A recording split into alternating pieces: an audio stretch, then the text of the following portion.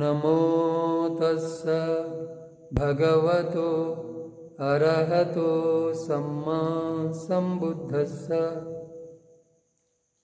విశుద్ధి మార్గంలో మనము మరణానుస్మృతి గురించి చెప్పుకుంటూ ఉన్నాము.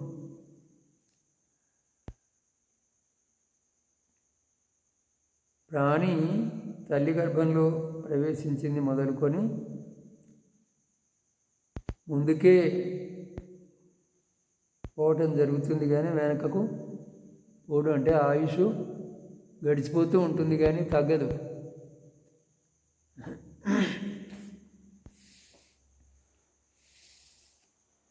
ప్రాణి మొట్టమొదట గర్భంలో ప్రవేశించిన రాత్రి నుండి ముందుకే పోతుంది కానీ వెనకకు మారలదు.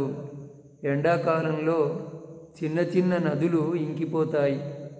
పొద్దుటే తొడిమకు రసం అందకపోవటం వలన పండ్లు రాలిపోతాయి. రోకలి దెబ్బలు తిన్న కుండలు పగిలిపోతాయి. సూర్య కిరణాలు తగిలిన మంచు బిందువులు ఆరిపోతాయి. అలాగే ఈ విధంగా వెళుతున్న ఆ ప్రాణిని మృత్యువే వెంబడిస్తుంది. అందువల్లనే ఇలా చెప్పబడింది. పగలు రాత్రి మారుతూ జీవితమే గడిచిపోతూ ఉంటుంది. పగలు రాత్రి మారుతూ, రాత్రి పగలవుతుంది, పగలు రాత్రి అవుతుంది. జీవితమే ఈ పగలు రాత్రింబవళ్ళలో జీవితమే గడిచిపోతుంది. చిన్న నదులలోని నీటిలా మర్త్యుల ఆయువు క్షీణిస్తూ ఉంది. చిన్న నదుల్లో నీరు మెల్లమెల్లగా తగ్గిపోయి, వర్షాకాలం ఎక్కువ ఉంటుంది, మెల్లమెల్లగా ఆ తర్వాత తగ్గిపోయి పూర్తిగా ఎండిపోతుంది. ఆ విధంగానే మానవుల ఆయుష్ ఉన్నది. మగ్గిన పండ్లకు ఉదయమే రాలిపోతామనే భయం ఉన్నట్లుగా జన్మించిన ప్రాణులకు మరణ భయం సదా వెన్నంటి ఉంటుంది. మగ్గిన పండ్లు ఉదయమే రాలిపోతాయనే భయం ఎట్లా ఉంటుందో అదేవిధంగా జన్మించిన ప్రాణులకు మరణ భయం ఎప్పుడూ వెన్నంటే ఉంటుంది. కుమ్మరి చేసిన కుండలు అవి చిన్నవి కానీ పెద్దవి కానీ కాలినవి కానీ పచ్చివి కానీ అన్నిటికీ అన్నీ పగిలిపోవలసే ఉన్నట్లుగా మర్త్యుల జీవితం కూడా నశించేదే.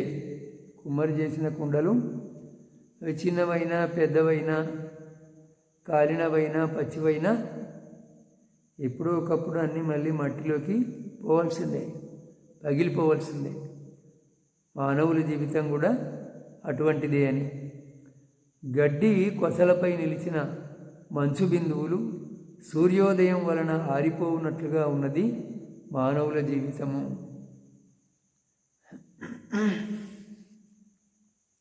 ఇది ఒక జాతక కథలో ఉన్నది.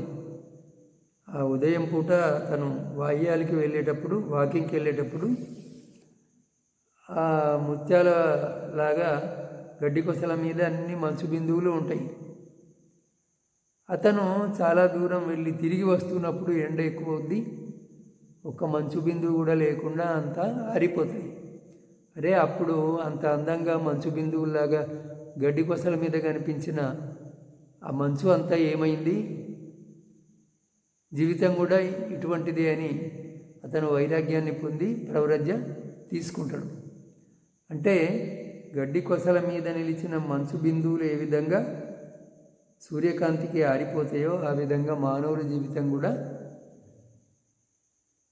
ఆరిపోతుంది, మరణంతో ముగిసిపోతుంది అని. ఇలా కరవాలాన్ని లేపిన వధకునిలా జన్మతో పాటే వచ్చిన ఈ మరణం మెడపై ఖడ్గంతో నరుకుతున్న వధకునిలా జీవితాన్ని అంతం చేసి విడిచిపెడుతుంది. ఎప్పుడో ఒకప్పుడు మరణము ఒక హంతకునిలాగా జీవితాన్ని ముగింపు చేస్తుంది. అందువలననే పుట్టుకతో మొదలుకొని జీవితాన్ని నశింపజేసేది కావటం వలన కత్తిని ఎత్తిపట్టిన వధకునిలా మరణం దగ్గరలోనే ఉంది అని ఇలా మరణాన్ని మాటిమాటికి స్మరించాలి. ఇక సంపత్తులు విపత్తులు కావటాన్ని గురించి. సంపత్తులు అంటే సంపదలు, విపత్తులు అంటే ఆపదలు. ఈ లోకంలో విపత్తులు ప్రభావం చూపనంత వరకే సంపదలు శోభిస్తాయి. విపత్తులచే ఆక్రమింపబడని సంపత్తి ఏది లేదు. సమస్త పృథివిని అనుభవించి 100 కోట్లు దానం చేసి సుఖంగా ఉన్నవానికి చివరికి సగం ఉసిరికాయ మీద కూడా అధికారం లేకపోయింది. ఈ దేహంలో పొందవలసిన పుణ్యఫలం ముగియటం వలన మరణాభిముఖుడైన ఆ అశోకునకు కూడా శోకం కలిగింది. ఇదే అశోక చక్రవర్తి విషయం. సమస్త జంబూద్వీపానికి చక్రవర్తిగా పరిపాలన చేసినటువంటి అశోకుడికి చివరికి సగం ఉసిరికాయ కూడా లేకుండా పోయింది. అశోకావధానంలో ఈ విషయము ఉన్నది. నేను అనువాదం చేసిన మార్కెట్లో ఉన్నది బుక్, కొనుక్కునే వాళ్ళకి.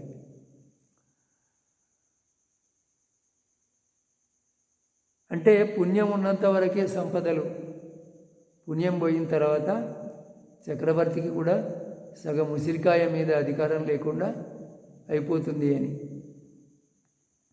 అంటే ఆయన వృద్ధుడవుతాడు, అప్పటికి మనవడు అధికారంలోకి వస్తాడు, మంత్రులంతా మారిపోతారు. వాళ్ళు ఏమంటారంటే ఈయన ఉన్నదంతా ఎప్పుడు సంఘానికే ఇస్తూ ఉన్నాడు, ఇట్లా అయితే రాజ్యం నడవడం కష్టము అని ఆయనకు ఇక ఏమీ దొరకకుండా చేస్తారు. చివరికి మరణ సమయంలో సంఘానికి ఏమైనా దానం ఇవ్వాలంటే ఏమీ ఉండదు చేతిలో, సగం ఉసిరికాయ మాత్రమే ఉంటే దాన్ని పంపించి ఇక ఇదే నా చివరి దానము, దీన్ని నూరి కూరలో కలుపుకొని సంఘానికి అంతా కలిపి సంఘానికి మొత్తం ఇవ్వండి అని చెప్తాడు. అదే ఆ విషయం ఇక్కడ చెప్పబడ్డది. ఇంకా ఆరోగ్యం అంతా వ్యాధితో ముగుస్తుంది, వ్యాధితో ఆరోగ్యము ముగుస్తుంది. యవ్వనము ముసలితనంతో ముగుస్తుంది. జీవితం అంతా మృత్యువుతో ముగుస్తుంది. ఈ సమస్త లోకము పుట్టుకతో పొందినది అంతా వృద్ధాప్యంతో క్రమంగా కబలింపబడేదే, రోగంతో బాధపడేదే, మృత్యువుతో చంపబడేదే. అందుకే ఇలా చెప్పారు. ఆకాశాన్ని తాకే పర్వతం 4 దిక్కులా వ్యాపిస్తూ 4 దిశలను పిండి పిండి చేయనట్లుగా ఈ జరామరణాలు క్షత్రియ, బ్రాహ్మణ, వైశ్య, శూద్ర, చండాల, అంత్యజాతులను అందరినీ నశింపజేస్తాయి. అవి ఎవరిని వదిలిపెట్టవు. ఒక ఆకాశమంతా ఎత్తున్న పర్వతము 4 దిక్కులకు పెరుగుతూ పోతున్నదనుకో, ఇక అది అంతటిని నాశనం చేస్తూ ఉంటుంది. అది పెరిగినా కొద్దీ అంతా దాని పరిధిలోకి వస్తుంది కదా. ఆ విధంగా ఈ మరణం అనేటువంటిది, వృద్ధాప్యం అనేటువంటిది మానవులందరినీ నశింపజేస్తూ ఉన్నది. అన్ని వర్ణాల వారిని అందరినీ నశింపజేస్తూ ఉన్నది. అది ఎవరిని వదిలిపెట్టదు. ఆ మృత్యురాజ్యంలో గజసేనకు స్థానం లేదు. ఏనుగుల సైన్యంతో దానిని ఓడించలేవు. రథాలకు, కాల్బలానికి స్థానం లేదు. దానిని మంత్రయుద్ధంతో కానీ ధనబలంతో కానీ గెలవలేవు. అంటే మృత్యురాజ్యంలో ఏ సైన్యము, ఏ బలం కూడా ఉపయోగపడదు. ఈ విధంగా జీవన సంపద మరణ విపత్తిగానే మారుతుందని ఆలోచిస్తూ సంపత్తిని విపత్తి రూపంలో మరణాన్ని మరల మరల స్మరించాలి. ఈ విధంగా జీవితము అనే సంపద మరణం అనే విపత్తికి లోనవుతుంది. జీవితం మరణం చేత ఆక్రమించబడుతుంది అని మళ్ళీ మళ్ళీ మరణాన్ని స్మరించాలి. ఏకాంతంలో కూర్చొని మరణానుస్మృతి చేసేటువంటి భిక్షువు మళ్ళీ మళ్ళీ మరణాన్ని స్మరించాలి. ఇతరుల మరణాన్ని చూచి, అంటే ఇతరులతో తనను పోల్చుకొని, గొప్ప కీర్తిపరులతో, గొప్ప పుణ్యాత్ములతో, గొప్ప బలవంతులతో, గొప్ప సిద్ధులు గల వారితో, గొప్ప ప్రజ్ఞావంతులతో, ప్రత్యేక బుద్ధులతో, సమ్యక్ సంబుద్ధునితో, ఇలా 7 విధాలుగా తనను పోల్చుకుంటూ మరణాన్ని మరల స్మరించాలి. ఎలా? ఈ మరణం గొప్ప కీర్తిమంతులు, చాలా పెద్ద పరివారం కలవారు, ధనవాహనాలు సమృద్ధిగా కలవారు అయిన మహాసమ్మత, మాంధాత, మహాసుదర్శన, దృఢనేమి, నేమి మొదలైన వారి మీద కూడా సంకోచం లేకుండా దూకింది, భయపడలేదు. ఇక నా మీద మాత్రం దూకదా? ఈ మరణము పెద్ద పెద్ద చక్రవర్తులను కూడా చంపేసింది, నన్ను మాత్రం చంపదా అని స్మరించుకోవాలి. గొప్ప కీర్తివంతుడైన మహాసమ్మత మొదలైన రాజశ్రేష్ఠులు కూడా మృత్యువుకు చిక్కినారు. ఇక నా వంటి వాని విషయము చెప్పేదేమున్నది? ఇలా గొప్ప కీర్తివంతులతో పాటు తనను పోల్చుకుంటూ మరల మృత్యువును స్మరించాలి. గొప్ప పుణ్యవంతులతో ఎలా పోల్చుకోవాలి? జ్యోతికుడు, జటిలుడు, ఉగ్రుడు, మేండకుడు, పుణ్యకుడు, వీరందరూ ఇంకా లోకంలో మహాపుణ్యవంతులుగా ప్రసిద్ధులైన వారు అందరూ చనిపోయారు. ఇక నా వంటి వాని గురించి చెప్పేదేమున్నది? వీళ్ళంతా గొప్ప ధనవంతులైన మహాపుణ్యాత్ములు. మగధ దేశంలో బింబిసారుని కాలంలో ఈ జ్యోతికుడు, జటిలుడు, ఉగ్రుడు, మేండకుడు, పుణ్యకుడు. అందులో మేండకుడు బుద్ధుని శిష్యుడు.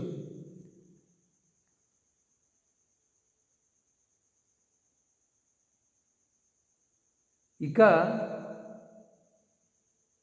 బలవంతులతో పాటు ఎలా పోల్చుకోవాలి? వాసుదేవుడు, బలదేవుడు, భీమసేనుడు, యుధిష్ఠిరుడు, చానూరుని వంటి మహాయోధులు మృత్యువుకు వశమైనారు. వీళ్ళంతా కూడా చనిపోయింది. వీళ్ళ గురించి జాతక కథల్లో కూడా వస్తుంది మనం. ఇటువంటి జగత్ ప్రసిద్ధులైన వారు, అంటే జగత్ ప్రసిద్ధులైన బలవంతులు కూడా మరణించగా ఇక నా వంటి వాని విషయము చెప్పేదేముంది? ఇలా బలవంతులతో పాటు పోల్చుకుంటూ మృత్యువును మళ్ళీ స్మరించాలి. ఇక ఇద్ది అంటే సిద్ధి, ఇద్దిమంతులతో ఎలా పోల్చుకోవాలి? శ్రేష్ఠుడైన ఇద్దిమంతుడు, 2వ అగ్రశ్రావకుడు, తన కాలి బొటన వ్రేలి స్పర్శతో వైజయంత ప్రాసాదాన్ని కంపింపజేసినవాడు మహామౌద్గల్యాయన. జంట శిష్యులు కదా వీళ్ళిద్దరూ భగవానునికి. ఎవరు? సారిపుత్ర, మొగ్గల్లాన. ఆ మొగ్గల్లాన మహా ఇద్దిమంతుడు అని ప్రసిద్ధి. అటువంటి వాడు కూడా సింహంలో నోటిలోనికి లేడిపోయినట్టుగా మృత్యువు నోటిలోనికి వెళ్ళిపోయింది. ఇక నా వంటి వాని విషయము చెప్పేదేమున్నది? అంటే మృత్యువు ఎవరిని వదలదు అని. అయితే సామాన్యుడు మళ్ళీ పుట్టి చేస్తూ ఉంటాడు. నిర్వాణాన్ని పొందినటువంటి మహామొగ్గల్లాన్ లాంటి వారు మళ్ళీ పుట్టరు. గొప్ప ప్రజ్ఞావంతులతో తనను ఎలా పోల్చుకోవాలి? లోకనాథుడు అంటే భగవానుడు తప్ప ఇతరులెవరు సారిపుత్రుని ప్రజ్ఞలో 16వ వంతుకు కూడా సాటిరారు. ఒక భగవానుడి ప్రజ్ఞనే సారిపుత్రుడి కంటే అధికమైనటువంటిది. తక్కిన వారెవరు ఆయన ప్రజ్ఞల శక్తిలో 16వ వంతుకు కూడా సాటిరారు. అటువంటి మహాప్రాజ్ఞుడైన అగ్రశ్రావకుడు కూడా మృత్యుముఖంలో పడగా ఇక నా వంటి వాని విషయము చెప్పేదేమున్నది? ఇలా మహాప్రజ్ఞావంతులతో పాటు తనను పోల్చుకుంటూ మృత్యువును మరలా స్మరించాలి. ప్రత్యేక బుద్ధులతో పాటు ఎలా పోల్చుకోవాలి? తన జ్ఞాన పరాక్రమ బలంతో క్లేశ శత్రువులను అందరినీ మర్దించి, అంటే తన అంతరంగంలో ఉండే చిత్తమలినాలను పడే శత్రువులు వారందరినీ చంపి ప్రత్యేక బోధిని పొంది ఖడ్గమృగంలా ఏకాకిగా చరించే స్వయంభువు ప్రత్యేక బుద్ధుడు. స్వయంభువు అంటే ఎవరి సహాయం లేకుండా తనంతట తానే జ్ఞాని అయినవాడు. స్వయంభువు అంటే స్వయంగా వెలిసినవాడు అని కాదు, స్వయంగా జ్ఞాని అయినటువంటి వాడు. అటువంటి ప్రత్యేక బుద్ధుడికి కూడా మృత్యువు తప్పదు. అయినప్పుడు నేనెట్లా తప్పించుకోగలుగుతా అని ఆలోచించాలి. ఇలా ప్రత్యేక బుద్ధులతో పాటు పోల్చుకొని మృత్యువును మళ్ళీ మళ్ళీ స్మరించాలి. సమ్యక్ సంబుద్ధునితో ఎలా పోల్చుకోవాలి? 80 గుర్తులతో 32 మహాపురుష లక్షణాలతో కూడి అందమైన భౌతిక శరీరం కలిగినవాడు, అన్ని విధాల పరిశుద్ధ శీలస్కందాది గుణరత్నాలతో సమృద్ధమైన ధర్మకాయం కలవాడు, గొప్ప పుణ్యానికి, గొప్ప కీర్తికి, గొప్ప ఇద్దికి, గొప్ప ప్రజ్ఞకు చరమసీమ అయినవాడు. అంటే అల్టిమేట్ అంటారు చూడండి, ఇంకా దానికి పైన ఏమీ ఉండదు, దాన్ని చరమసీమ అంటారు. అంతవరకు వీటన్నిటినీ పొందినవాడు, సాటిలేనివాడు, సాటిలేని వారితో సమానుడు, అద్వితీయుడు, అర్హతుడు, సమ్యక్ సంబుద్ధుడైన ఆ భగవానుడు కూడా వర్షానికే ఆరిపోయిన పెద్ద అగ్నిరాశిలా మరణమనే వర్షంతో శాంతించినాడు. అంతటి బుద్ధుడు కూడా చనిపోక తప్పలేదు. సిగ్గు లేకుండా, భయం లేకుండా అన్ని ప్రాణులను మర్దించే ఆ మృత్యువుకు ఇటువంటి గొప్ప గుణాలు కలిగిన మహర్షిని వశం చేసుకుంటున్నప్పుడు కూడా భయం వేయలేదు, సిగ్గు వేయలేదు. ఇక నా వంటి ప్రాణులను ఎందుకు వశం చేసుకోదు? ఇలా సమ్యక్ సంబుద్ధునితో పోల్చుకొని మృత్యువును మరల స్మరించాలి. గొప్ప కీర్తి మొదలైనవి కల ఇతరులతో మరణ విషయంలో తనను పోల్చుకున్నప్పుడు ఆ విశేష ప్రాణుల వలనే నేను కూడా మరణిస్తాను అని మళ్ళీ మళ్ళీ స్మరిస్తూ ఉండగా అతని కర్మస్థానము ఉపచారాన్ని పొందుతుంది. అంటే ఉపచార సమాధిని పొందుతాడు అతను. అంటే మృత్యు అనేటువంటిది ఒక ప్రకృతి ధర్మం. పుట్టిన ప్రతి ప్రాణికి మరణం తప్పదు. కాకపోతే తన లోపల మృత్యుభయం కలిగి వైరాగ్యం స్థిరపడడానికి ఇన్ని విధాలుగా లోకంలో చనిపోయిన వివిధ రకాల వ్యక్తులను గురించి స్మరించుకోవడం. ఇక్కడికి ఈరోజు చాలు.